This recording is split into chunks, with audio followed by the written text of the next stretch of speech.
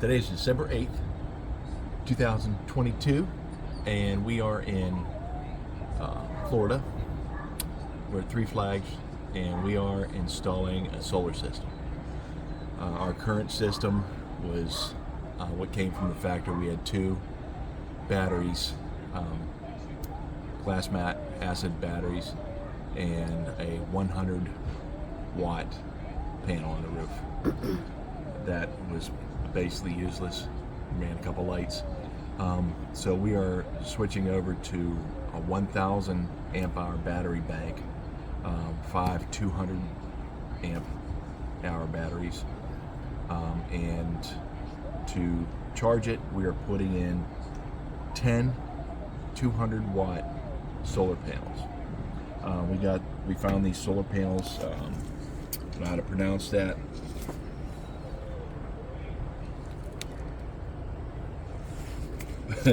But they're smaller than the basic ones, so we have plenty of room on the roof. There's no issues. They come with the fittings on them. We haven't received all of our cables yet and everything for the system, so we are going to spend the day fishing the wire from the roof down to the front. It's going to be a 10 gauge wire. Mounting these while using these aluminum brackets. We'll run the positive side. We're running these in 2 series, because if we ran it in all one series, the voltage would be too high, because the voltage multiplies in series. So we're going to run 2 different series. Each will be right around 100 amps coming in to the controllers. We have 2 separate controllers. We're using Victron components for the inside the rig. We have the new Victron 3,000 watt 2x150 inverter. We have 2 150-100 solar controllers, and the Victron Smart Shunt, so they can all talk to each other. So the first step we hope to get done today, in day 1, is to get these things all mounted, get the wire run to the roof, and get everything laid out to when either tomorrow or the next day the rest of our solar cable should be here, and I can run the negative lines. We're going to install the junction box on the roof. We'll video all that, and that'll pretty much be day 1. If we get that done, that's a good start. So we'll catch you later. These clamps we're using, they're aluminum. They're nice. They come with stainless steel hardware. The bolts to bolt them to the brackets to the panels, and then it also comes with the screws, self-tapping screws to screw it right to each panel to the roof. What's nice about these brackets is they have their own tabs, so that when I go to put them on, start the bolt,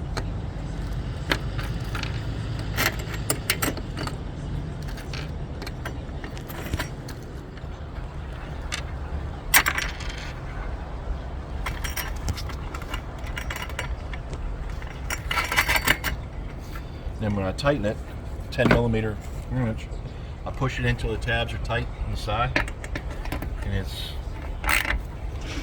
just that easy. They just kind of adjust themselves. You can't put them on wrong. And if anybody could put them on wrong, it would be me. All right, catch you later. One little change we made here. I was putting the bolts up through from the bottom, and then the nuts actually bite into the metal. So when I was tightening the nut, it was hard to hold the aluminum. It was just biting into the aluminum and moving all over the place. So we started running the bolts from the top down. And putting the nuts on the bottom.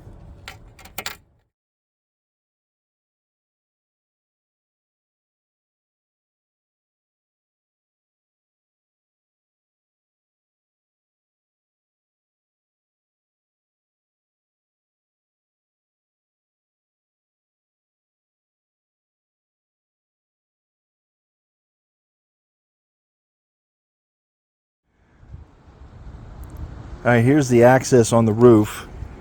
It was covered by this plate, and then had this Dicor sealant on it. basically came off with a pot scrubber. Came off very easily. Then there were 4 or 5 screws held it in. And there's the access hole. Hopefully leads straight down to the access hole in the basement. We're going to find out. Going to snake the cable now, or give it a shot. Are you ready?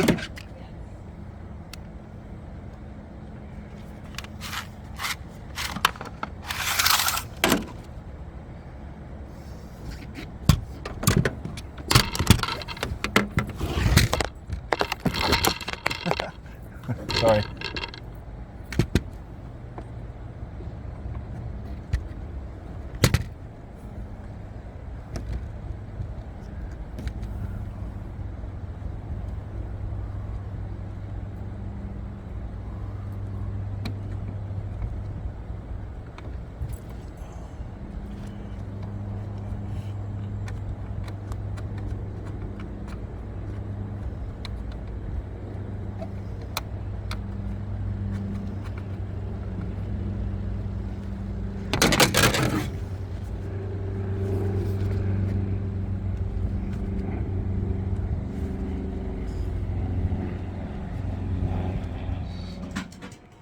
Hi everybody.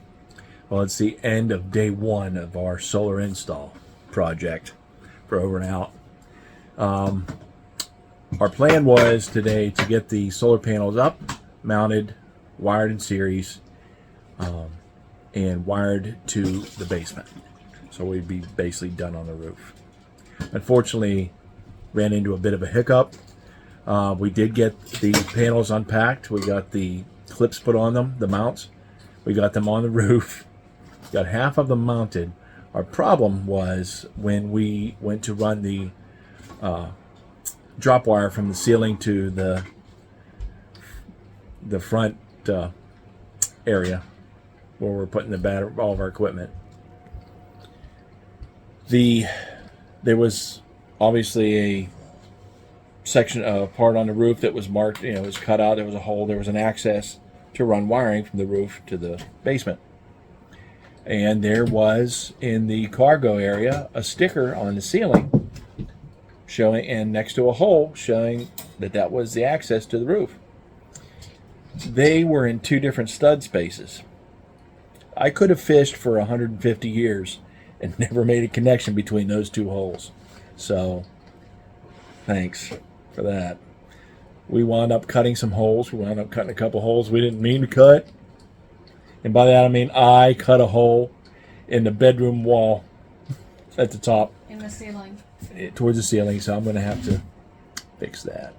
But eventually we figured out, we found the separation between the 2 stud spaces, and we drilled the correct hole and quite easily run the 10 gauge cable drop cable from the roof down. Unfortunately, that took up most of our day. So we have everything up there. We still have to bolt down 5 panels and finish running the wiring, which 15-20 minutes, and then the roof will be done. We're probably going to wait till the next day to do the die core, just to let everything cure a little bit before we totally seal it up. So tomorrow's day 2. Wish us luck. Over and out. Here's the placement that we chose for our panels. We have 2 series. First one is these 5 in the front, and then there's 5 in the back. We have them covered up right now. We're getting ready to screw them down. Jen is marking the location of all the feet with a Sharpie, and then we will tilt them up, put a sealant underneath each foot, put screws down, and then cover the top of the feet with die core, which is the self-leveling stuff you see gooped all over the roof here.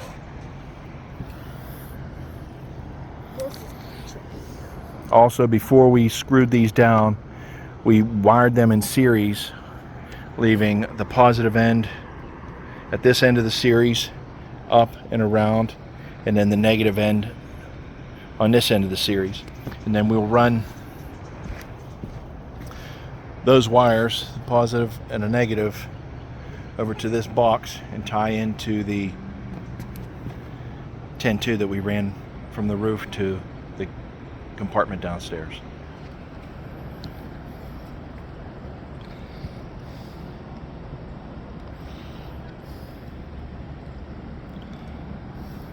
What are you going to put underneath these feet when you screw them? We're using Gorilla Glue underneath the feet as a sealant.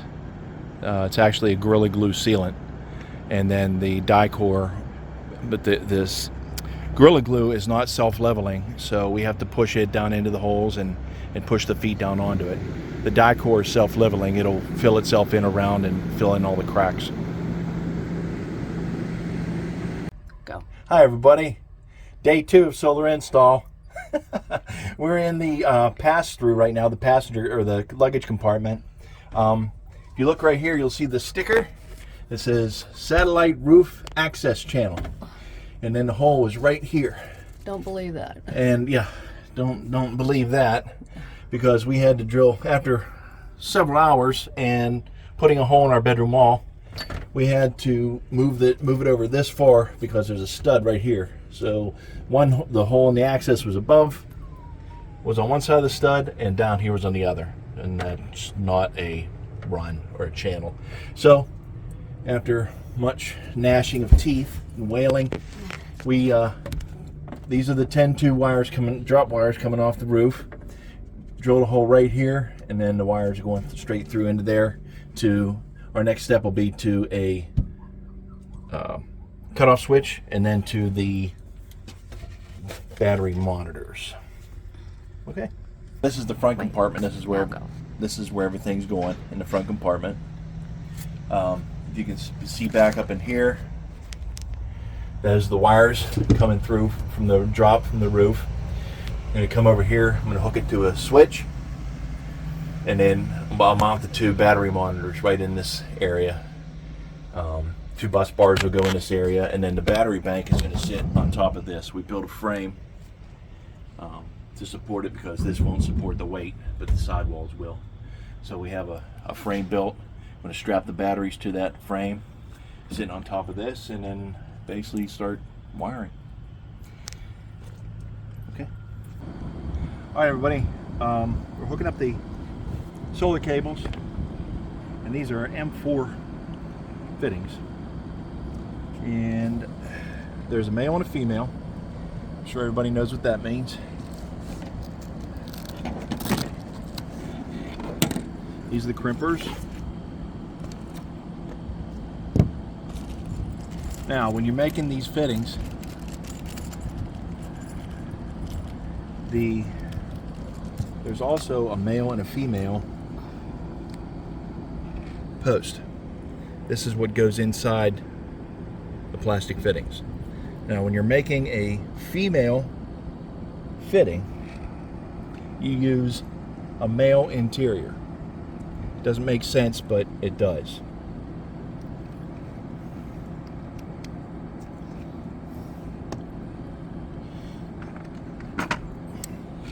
This 10-gauge wire,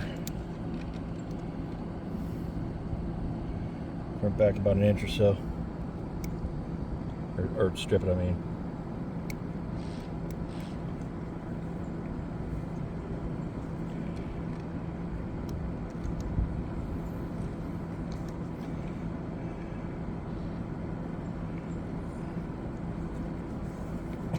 And try not to get silicone all over your hands before you do this. Alright, to make this fitting, you take the crimper, you put the fitting into the crimper, and then you stick the wire into the post. That never works the way it will. They say it will. I always put the wire in first.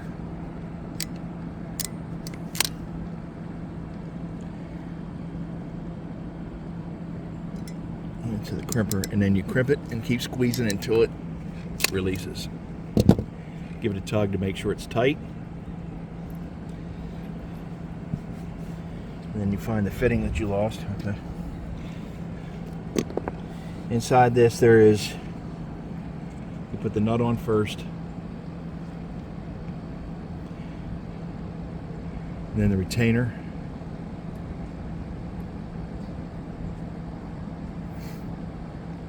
then you slide this on, and as you push it on, you go until it clicks. You just tighten this up. It comes with a wrench, its own wrench.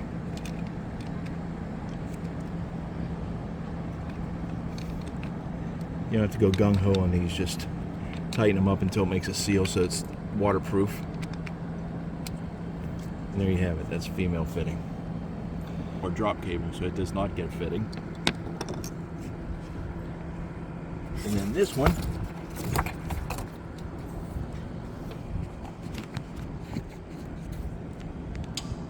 takes the male fitting because it's going to tie into this female, which is at the negative end of our series 5. Here's 5. They're just covered because we don't want them getting charged up yet. When we make the male fitting, the male MP4 fitting, you use the female inside post. Tug. Yeah. Same thing, the nut, the retention clip, and the compression sleeve. The red thing's a compression sleeve. Push that on till it clicks, and tighten this down.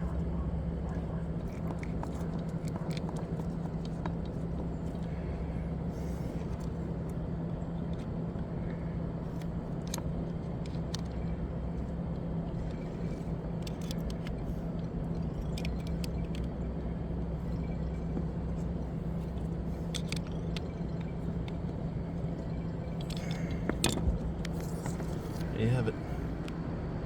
Okay, and when we're putting down the panels, before you glue and screw them down, make sure at the end, this is sticking out, because once it's down, trying to get underneath there to get it is ridiculous. All right, anything else right now? Nope, that's it. So now we're going to start making room for our new components by taking out some old ones. And up there is the old inverter, which is actually a good inverter, but won't fit our needs. The Jaboni solar controller for the one panel that's up there, I'm gonna have to do a little bit of checking, but I think I can just tie that right into our negative and positive battery bars and still use the 100 amp or the 100 watt panel that's up there too. But I have to double check that. And move things around a little bit and make room for our new stuff. Hi everybody, it is day 3 of the solar install, and I'm starting today off by making my cable interconnects. This is 2/0 welder's cable, cutting the length to jump between each battery, and now I am putting on the battery connects, the eyelets, and the heat shrink.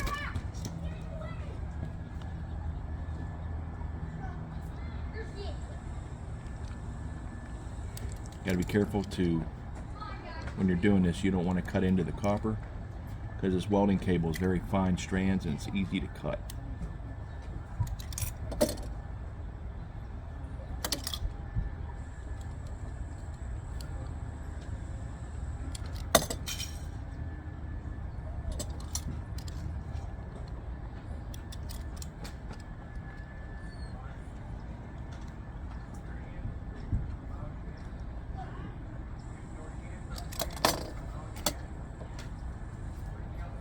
Stripped. I'm going to take our eyelet,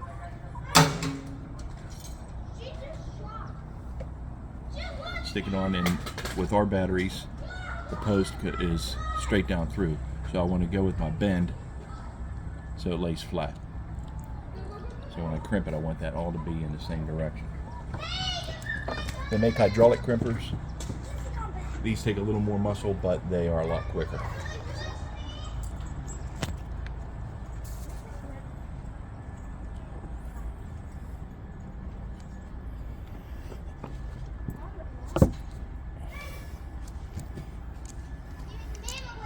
Just like that. And then I'll cut 2 pieces of heat shrink.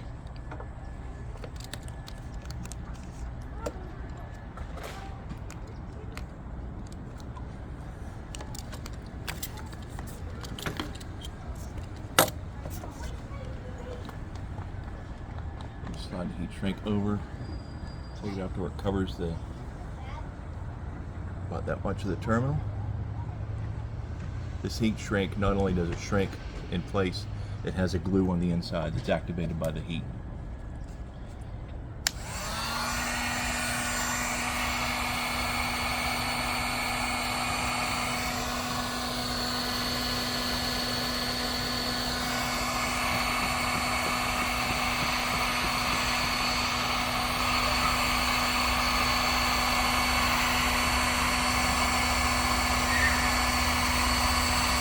You can see right at the end there where the glue is melting and coming out and sealing the edges.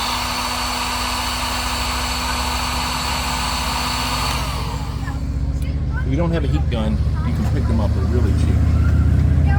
We got ours at Harbor Freight. I think it was $12. I think it was 10, but that was a Black Friday deal. So it's probably about $12. Yeah. And unless you use one a lot and you need to get a better one, I may never use this again. But so here's the positive terminal ones I made. We have 5 batteries, so we need 4 interconnects. And I need 4 negative interconnects. Okay, get back soon. Okay, we're back on the roof again, and we are getting ready to hook up our solar cables coming off the panels to our drop cables. They're both 10 gauge wire. I'm going to use heat shrink. It's a heat shrink soldering and sealing thing. It'll make them waterproof. It's really not important that they're waterproof because they're in a waterproof box, but it can't hurt. We have this label number 2. That's our rear series panels. And downstairs, instead of 1 and 2, all of our boxes, our controllers are marked front and rear, so we'll know which is which at a glance.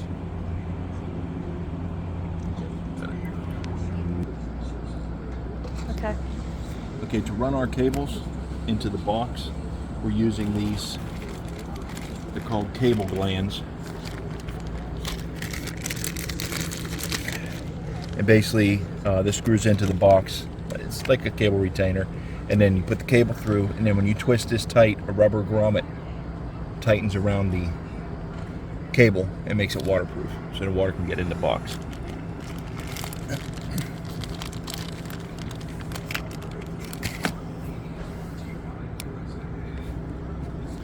Okay, where's that negative cable? There. Okay. Right? Okay. So we got the negative one hooked up here, and we're using these fittings. This it's a heat shrink fitting. It's got a thin layer of low melt solder, and then 2 strips. Okay, we're back on the roof again, and we are getting ready to hook up our solar cables coming off the panels to our drop cables. They're both 10 gauge wire. I'm going to use heat shrink. It's a heat shrink soldering and sealing thing. It'll make them waterproof. It's really not important that they're waterproof because they're in a waterproof box, but it can't hurt. We have this label number 2. That's our rear series panels. And downstairs, instead of 1 and 2, all of our boxes, our controllers are marked front and rear, so we'll know which is which at a glance.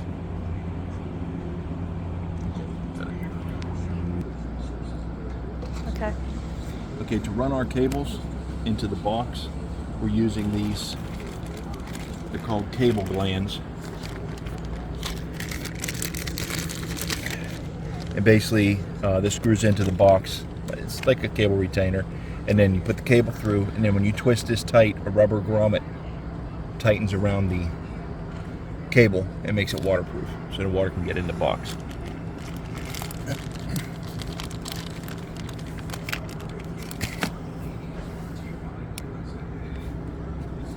Okay, where's that negative cable? There. Okay. Okay. So we got the negative one hooked up here, and we're using these fittings. This it's a heat shrink fitting. It's got a thin layer of low melt solder, and then 2 strips mounted in there. So we're going to move on from here.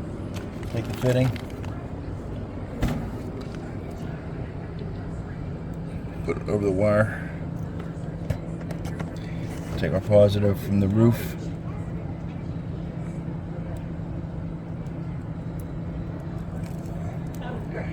push them together to where they're commingled.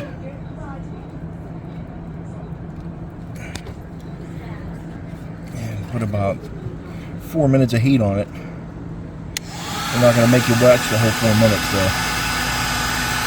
But you can see the string tube sealing around the cable. And it'll take some extra time to get the solder to melt.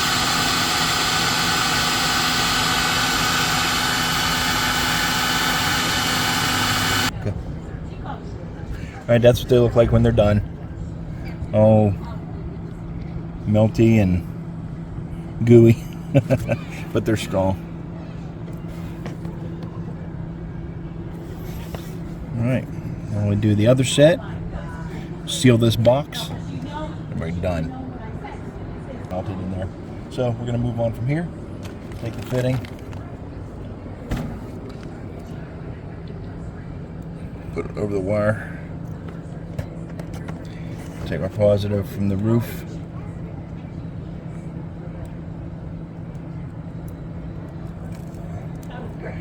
Push them together to where they're commingled.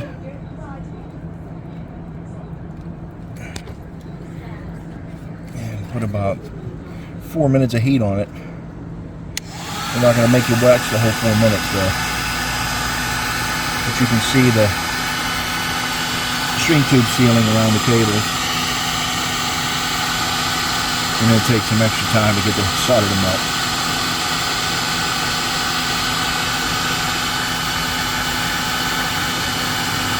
Okay. Alright, that's what they look like when they're done. Oh, melty and gooey, but they're strong. Alright. Now we do the other set, seal this box, and we're done.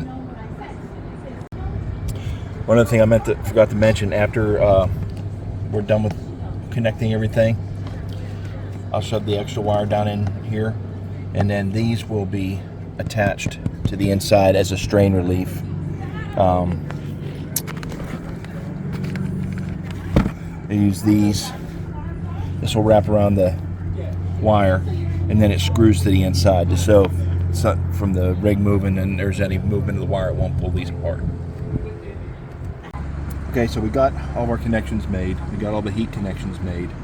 And then you'll notice I went and put an extra layer of electrical tape on, just because I'm OCD when it comes to electric stuff. Just a little bit of extra protection for the fittings. Now what I'm doing here is putting these wire ties around the wire, and then I'll screw it into the box right here, and that will provide tension relief. It'll keep it from pulling the cable from pulling down into the rig anymore.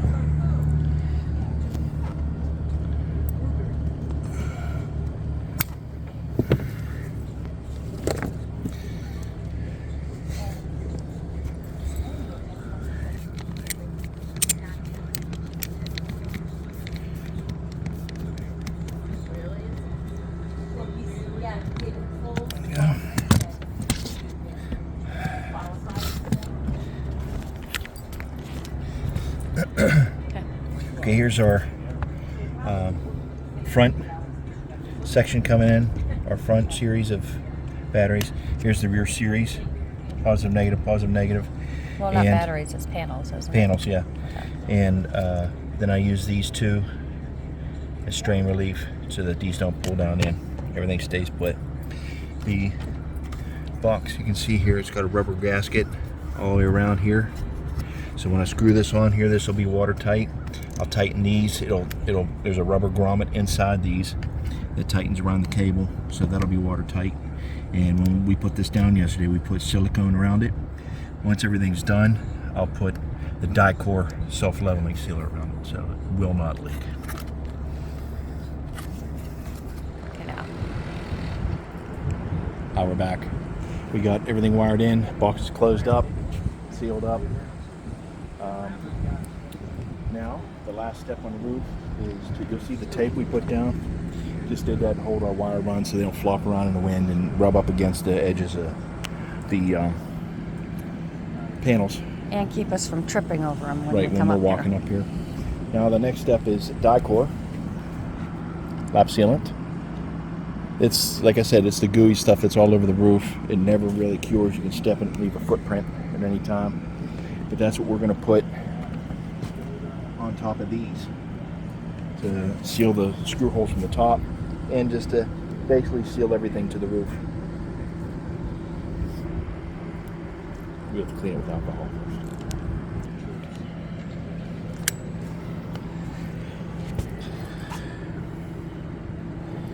That stuff will self-settle.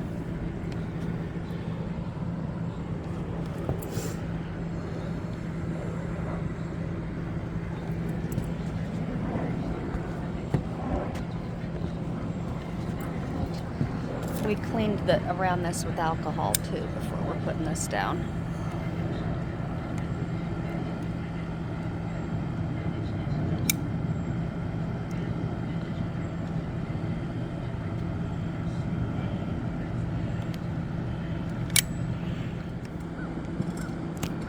All right, the roof is finished.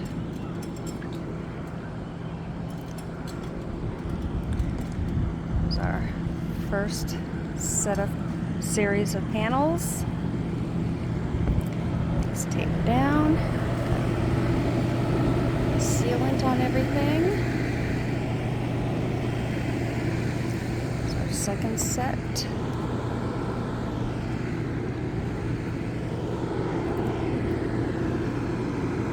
Awesome. Okay, everybody, it's day 4 of the solar install.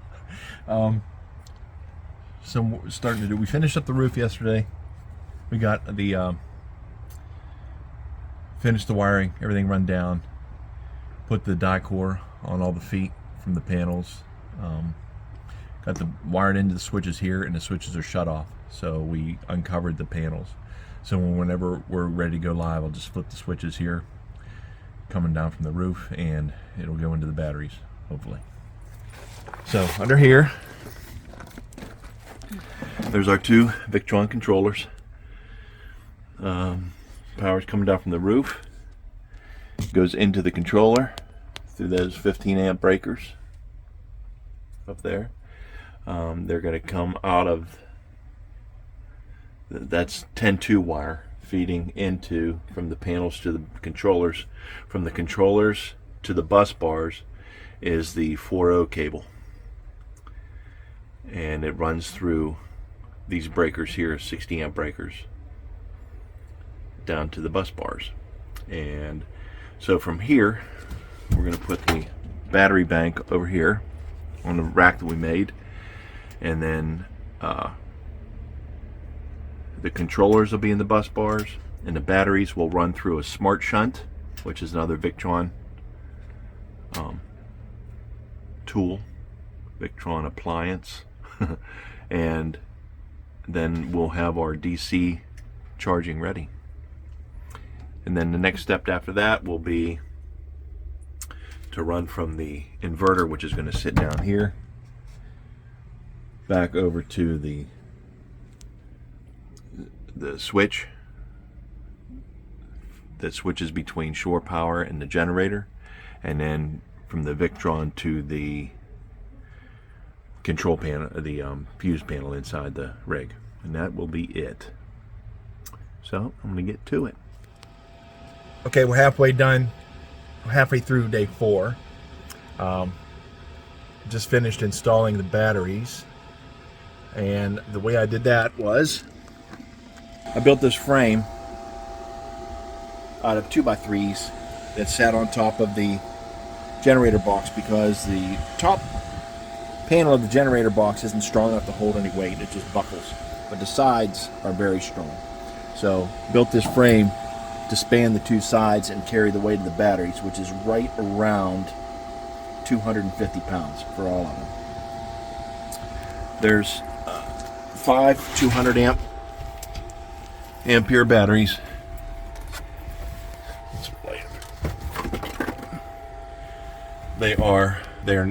They're in parallel, not series. They are fastened down. I use just angle brackets to keep them from moving front to back, and then I have these 2 ratchet straps which are going to go across the tops of the batteries and attach the eye bolts here, and then 2 at the other end, and that will secure it from moving end to end or side to side and up and down. That'll keep everything on the rack. My next step is to finish wiring the I'm still waiting for a delivery for some cable ends so I can finish wiring in the solar chargers, solar controllers, and then I'm going to install the inverter, and then I'm going to flip the switch and cross my fingers. Catch you later. Hi everybody, this is day 5 solar install. Yesterday we got the batteries in, got them all hooked up, finished wiring in the controllers through the switches, got the batteries connected, put in a shutoff that runs from the batteries to the terminal, put the smart shunt in. So basically, for the most part, the DC is done. Today we're going to put the inverter in, run the wiring from the transfer switch, which brings in the solar or generator, makes that choice, and then sends a single AC line to the inverter. Then a single AC line, which is 6-3 wiring, will come out of there and go to the panel. It'll wire into the panel. When that's done, the inverter will be able to choose, if there's AC coming in, it'll use the AC power from shore generator and use what's left over to charge the batteries. When the AC is not on, the inverter will draw the power straight from the batteries and power the AC and the DC draws inside the rig.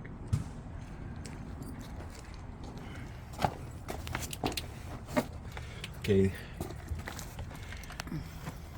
like I said before, there's the solar controllers. They run the panels on the roof, run through that switch up there into the controllers. Power comes out of the controllers through this switch, this breaker, straight to the bus bars, negative and positive. That's the smart shunt right there. It's the thin red wire is just power for the smart shunt. That communicates via Bluetooth to our phone, so we can see that smart shunt will tell us exactly how much power is coming in or going out of the batteries, how much power we have left, and how much time that gives us on power. These cables here are just the starter cables from the generator. When I get everything done, these will just hook to the positive and negative bus bar. The inverter is going to sit right here. There's our batteries on our rack. They actually were very simple to hook up. Only time will tell if I did it right. This Jaboni thing, that's from the existing, that is the solar controller from the existing panel on the roof. That's a 100 amp or 100 watt panel, and every little bit helps. That actually has nothing to do with the other controllers or the inverter. That will tie straight into the bus bars and just give a straight charge to the batteries. just a little extra charge. It's better than having to tear it down or wasting it. You saw the front compartment and everything that's going on in here. The only thing we're really doing in the baggage compartment is, if you look in here, that box right there, I already have the lid off of it, the black box. That is the switch, and so the power from the shore and the generator will come into that switch, and then I'm going to run a line over here to the panel box is back in there. You can't see it through this nest of wiring, but our control panel, our fuse panel, is right there. So there's going to be a wire running from that box to the inverter on the other side of this wall, and then a wire from the inverter back across into this box. And that's today's project. All right, we got the inverter in. That 6-3 wire is very stiff, and the connections on here, if I have any complaints so far about wiring this up, is that they use push connectors for the 6-gauge wire, and it's very tight in here to try to get these wires pushed up in here all at the same time, because they're so stiff you can't do them one at a time. So this is coming in, AC in. This is coming from the switch that does the generator and the shore power, and this goes to the power panel. That is the battery coming in positive, battery coming in negative. We have the fuse over there, inline fuse, in case something happens it doesn't blow up our $1,600 inverter. Has a shut-off switch for the inverter. Up here is a shut-off switch for the battery. And I have one more connection to make. Nope, I have two more connections to make. I have to hook up the generator starter cables. These will just hook to the positive and negative terminals. And I have to hook this wire at the other end to the switch. And that will be it. Hi everybody, this is a wrap up of the solar installation. I want to go over some prices and some of the major components that we used. After we got everything installed, the controllers and the smart shunt were talking to each other like they're supposed to via Bluetooth. However, the inverter, for whatever reason, doesn't have that ability yet. So we had to buy two more smaller components. The first one is a interface that plugs into the USB port on the inverter and then plugs into the computer. I then use a tool app from Victron, and I can make all the internal settings, the charging settings, type of battery, size of battery bank, everything needed so that it runs automatically. And once you set those, for the most part, you don't have to set them again unless you change your system drastically. The one setting that does change is if we would go to a park that only has 30 amp service, I would have to bump down the input from 50 amp to 30 amp or 15 amp, whatever. If we have it stored somewhere with just an extension cord running in here from 15 amp to trickle charge the batteries, I'd have to set that different, but everything else stays the same. So we used, after using that interface, then there's a thing called a smart dongle that attaches through an Ethernet cable to the inverter charger itself. That allows me to monitor what's going on through the telephone via Bluetooth. It also allows the inverter charger to communicate with all the other components, the solar controllers, the smart shunt. Those two, the interface was roughly $73. The smart dongle was $94. Our total cost on this project was $9,677. That includes all the components, all the wiring, everything needed, and a couple tools that I didn't have, the battery cutter, crimper, the crimper for the solar cables, the special MP4 fittings, and a ferrule crimper, which I didn't have. I still have those tools now. I guess I'll use them again someday, maybe. The major components and costs would be the Victron, the brains of the thing, Victron inverter, charger, and that was $1,479. The Victron solar controllers, MPPT 150 by 100, were $795 a piece, and I had 2 of them. The smart shunt, which attaches to the negative bus bar, everything runs through that smart shunt to the battery, to the negative post. No power goes in or out without the smart shunt knowing it. That way I can get an accurate reading of the power usage and the charge. The key to that is you cannot wire anything else directly to a battery negative terminal, because then that's not monitored. That's phantom draw, they call it. The batteries are 200 amp hour, ampere time iron lithium batteries. They were $599 a piece. We have 5 of them. That's $3,000 for the battery bank. And the Alska solar panels, 200 watt solar panels, more of a condensed size, so we easily fit the 10 of them on the roof, and we still have room to maneuver up there. They were $219 a piece, so that's roughly $2,200 for solar panels. The rest of the expenses was, the wiring is very expensive. The 2-aught, 4-aught welding cable that we use for our main wiring, and the 4-gauge. There's a lot of expense in that. Also, the bus bars were pretty expensive. They were $58 a piece for a bus bar, which is a little steep, but it's had the rating that I needed, and I didn't want to skimp on it. Give credit, I got a lot of these components from a list compiled by Chad on Changing Lanes, and I thank him for that. So other than that, everything is on, everything's communicating, everything's working good. If anybody has any questions, you can contact us on our Facebook page. I compiled a list with rough prices of everything we use, so if you're thinking about doing something or you just have questions, give us a call. Thank you. Over and out.